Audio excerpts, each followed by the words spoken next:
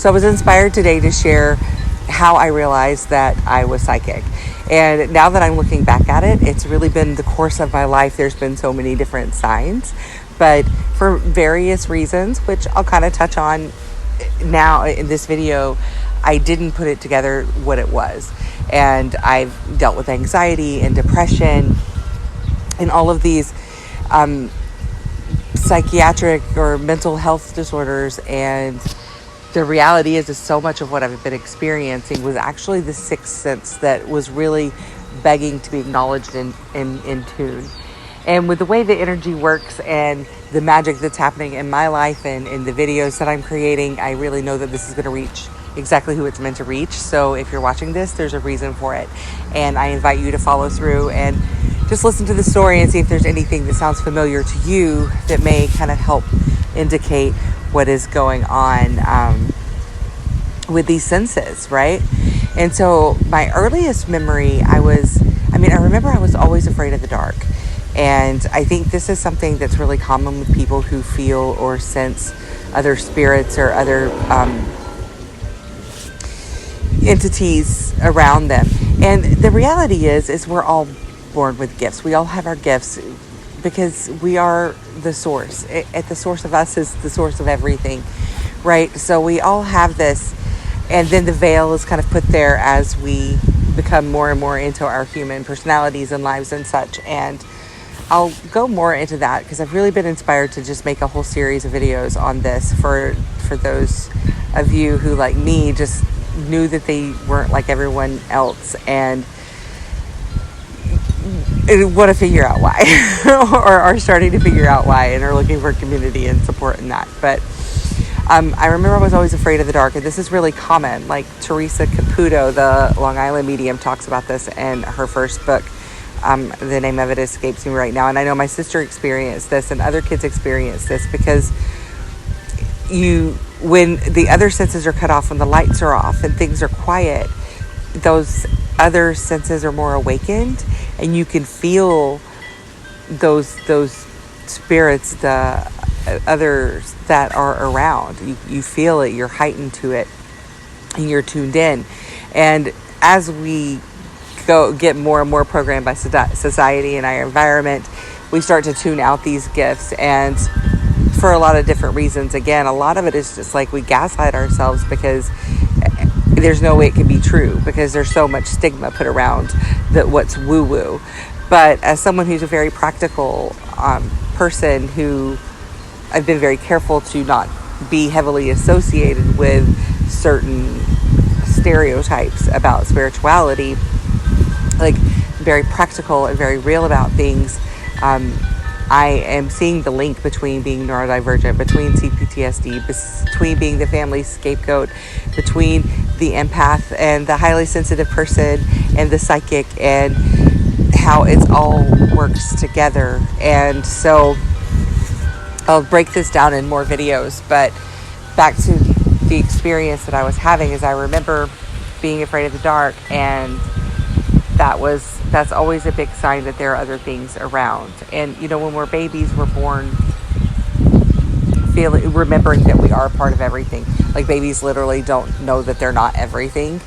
And it's interesting because science says that they finally figure it out as they become more aware or self-aware, aware of their self, right? But the reality is they're just, that veil is still so thin, they're still plugged in to who they really are, that they haven't taken on all of these masks and separations that we pick up in our human experience. So we have these senses. So many of us have these senses. I've met people that I remember being born and that can see people's auras. So everybody has their different ways of feeling. But for me, I feel what other people feel, literally. And for so much of my life, I was told that I was just too sensitive, that I needed to toughen up, or don't take things so seriously, or just a lot of too much, too sensitive, too difficult, too. And now I'm realizing that those sensitivities were literally things that I was feeling in my environment, feeling other people's energies, feeling other people's guides, spirit guides that were with them, things trying to communicate with me, while all the while being told that for what it's wrong, it's evil, it's lies, there's so much stigma depending on which perspective you're coming from. And so when I was 5, I remember riding in the car with my mom and being like, Mom, I keep having these dreams, and then the next day the thing happens that I dreamed about, like the same way that I dreamed it. And at this point I hadn't taken on any of that preconceived ideas about witchcraft or anything like that, or anything that was in the evangelical church, because I was raised in this very high control religion, and my grandparents were the pastors of the church. We were highly involved. So this was kind of the first of that for me. And I remember I was 5, and I said this to my mom, and she's like, oh no, that's witchcraft, that's of the devil, you stay away from that. And then I remember being quoted some scripture at another point when things came up about conjuring spirits and to stay away from that. So the few times that I do remember bringing up these things that were happening to me, it was very much dismissed as evil, witchcraft, or whatever. So it's no wonder that I started to cut off and deny these parts of myself. And the thing is now that I'm looking back, I remember, and so many of you may identify with this, you think of someone and then they call you immediately, or you think about someone and then you run into them and you haven't seen them in forever, or you think about something and then it appears. You start to get these signs that there's more going on, that we're connected to everything that's happening around us. And it can show up in a lot of different ways. I remember when I was in my early 20s, I was working at Starbucks, and I was working the drive-thru, and I would have premonitions. I would have visions of what was going to happen next to the drive-thru, and it would happen over and over again. I would see somebody drop a $5 bill, and they would drop the $5 bill, and it was happening all over the place. And because I was tuning into it, and I had no resistance to it, it was just happening more and more and more. And I don't know at which point I started tuning that out again, but it's come in waves throughout my life, these different things, dreams, visions, prophecies. I've always known the thing to say, to fix things, to heal things. And some people could call that trauma. And yes, I think it's all intertwined. There's a light and shadow to everything. But being tuned in to people's energies and also being in tune with their spirit guides, there's this guidance that comes in.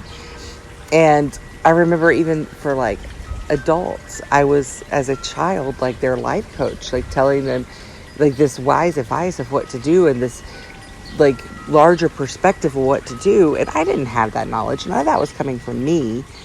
That was coming from something else that was channeling through me, or a higher perspective, a broader perspective of myself, another part of myself that was coming through. But that wasn't kid Melissa that knew those things. It was a flow. It was a channel that was happening.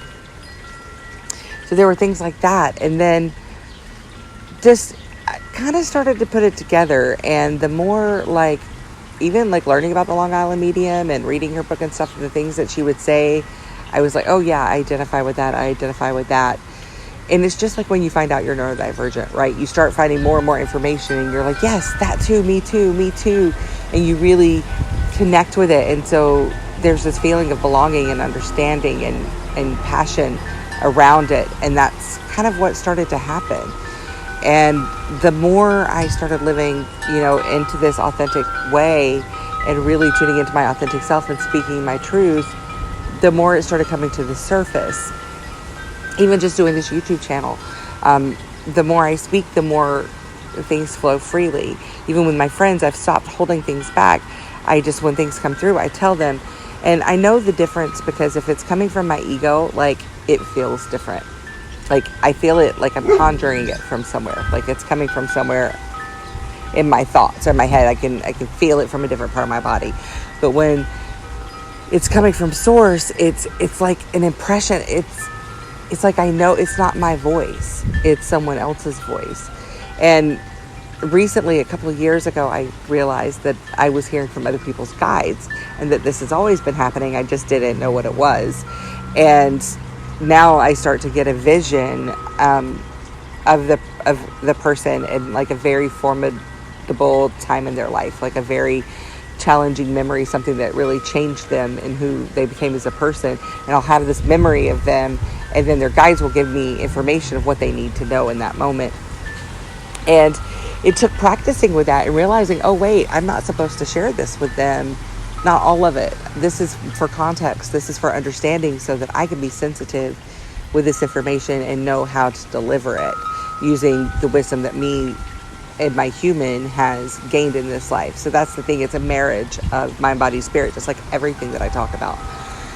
And so it's just been trial and error and learning, oh wait, I shouldn't say that. Or if my gut's telling me, yes, something's coming through, but you're not really in the zone, you're not feeling it, then don't force it, because that's when things come out that aren't really in alignment. And I'm trying to fill in blanks with things, and that's when it's coming from my mind and my ego. And so really it's just been a matter of trial and error. And the more that I live authentically, the less deniable it is. And the more I use it, the more clear it is. Like recently I've never been attracted to tarot. Never. I guess some part of me kind of associated it with dark arts. I don't know why, because I love oracle cards and such. But I've been called to it recently, and I was actually called to it on the behalf of someone else. And then I got curious and started looking into it, and it's crazy because the more I learn about it, the more I'm like, oh, this is amazing. This is another tool, and there's so much energy and history for like centuries and centuries behind it. There's so much goodness already there that I can tap into. All of the people who've done tarot, I can tap into all of the masters and the mystics and everything that was involved in creating that just by doing it. And it's amazing, like almost immediately when I start studying the cards and looking, I'm getting these visions. Like I can ask a question and lay out a spread of something I'm dealing with in my life, and then I start getting these flashes of visions. Now, I've always gotten these things, but I always tuned it out before and just didn't think it was just my imagination or whatever. But now that I'm attuned to it and I realize what it is, when those things show up, I'm like, oh, that's new. But also I know what that is. That's a vision. And so a lot of it is just like trusting. The more I started trusting myself and being willing to be wrong and say things out loud and know that I'm human and that I'm learning and that I'm fine-tuning this, the more it's just trusting me and coming through me and coming out of me. So yeah, those strange coincidences, that imaginary friend. I had an imaginary friend when I was younger, and I knew as a kid that she was a dead girl. Like, I remember knowing that, and I don't know how young I was. I was definitely very, very young, but she was my imaginary friend for several years until everyone convinced me that she was imaginary. And I think so many of us had those, and they're really our guides. They're part of our spirit team. It didn't scare me. She wasn't like a scary dead girl. I just knew that she was a dead girl, and that didn't bother me until I was told she wasn't real or whatever, and then I convinced myself that I made it up. And that's what happens. It's like we get gaslit by our family, by ourselves, by society. But we all have these gifts, and they're very, very real. And most importantly, spending time in nature. We are nature. We are a part of the earth, just like the ants and the frogs and the trees. And we are a part of this earth. And when we get back in tune with it, we get back in tune with that wisdom and that rhythm that informs us. So if you're watching this, I guarantee that something about this sounds true to you. Or even if you feel intrigued, just stick around. So much of what I talk about is this body, mind, spirit, through embodiment, mindfulness, soul-led living, connection, about living authentically. And I can't tell you what's coming because I didn't think that this was coming. I've just now decided to come out of the psychic closet, I guess. I've been talking about it here and there, just kind of throwing it in, but also hiding behind this like layer of acceptability, what people could digest, be like, oh, I'm not going to get too woo-woo. I'm not going to get too like out there. People won't trust me. But this is the reality. It is what it is. And the more I love it and accept it and listen to it, the more of a gift it becomes. And the more it really enhances my life. So if anything about this like hit for you, please drop it in the comments. I'd love to hear from you. And keep watching, because I'm going to go through this like piece by piece, what it's been like to develop my gifts, what to look for in yourself, how to develop these gifts, how to understand what's what, to know what is anxiety and what is somebody else's anxiety and what is just like repressing something that's inside of you. There's so much to this that's been coming through already since I just finally made the soul agreement to just come out and talk about this stuff today. There's already a lot coming through, and I can't wait to share it with you. So thank you for being here, and I'll see you in the next one.